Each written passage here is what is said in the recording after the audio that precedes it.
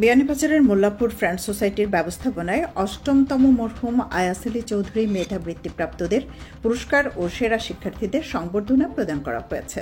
মঙ্গলবার সকালে মোল্লাপুর ইউনিয়ন উচ্চ বিদ্যালয় প্রাঙ্গণে আয়োজিত অনুষ্ঠানে বৃত্তি পরীক্ষার মেধা তালিকায় স্থানপ্রাপ্ত ৫০ জন শিক্ষার্থীকে সনদ, ক্রেস্ট ও নগদ অর্থ তুলে দেন অতিথিরা।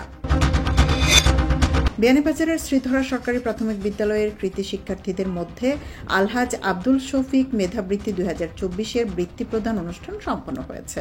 মঙ্গলবার দুপুরে বিদ্যালয় প্রাঙ্গণে আয়োজিত অনুষ্ঠানে পরীক্ষায় উত্তীর্ণ মেধাবী শিক্ষার্থীদের হাতে বৃত্তির সম্মাননা স্মারক ও নগদ অর্থ তুলে দেওয়া হয়।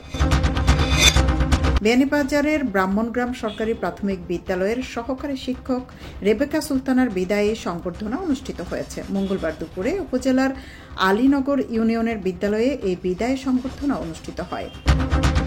সারা দেশে চলমান বিশেষ অভিযান অপারেশন ডেভিড হান্টে সিলেট মহানগর এলাকায় আরও ২ আওয়ামী লীগ ও ছাত্রলীগের নেতাকে গ্রেফতার করা হয়েছে। মঙ্গলবার রাতে সিলেট মহানগর পুলিশের গণমাধ্যম শাখা এ তথ্য নিশ্চিত করেছে। শাহজালাল বিজ্ঞান ও প্রযুক্তি বিশ্ববিদ্যালয়ের বারবার অগ্নিকাণ্ডের ঘটনায় ক্যাম্পাসের টিলা এলাকায় জনসাধারণের প্রবেশ নিষেধাজ্ঞা জারি করেছে কর্তৃপক্ষ। সোমবার এ বিষয়ে একটি বিজ্ঞপ্তি দিয়েছে বিশ্ববিদ্যালয় কর্তৃপক্ষ।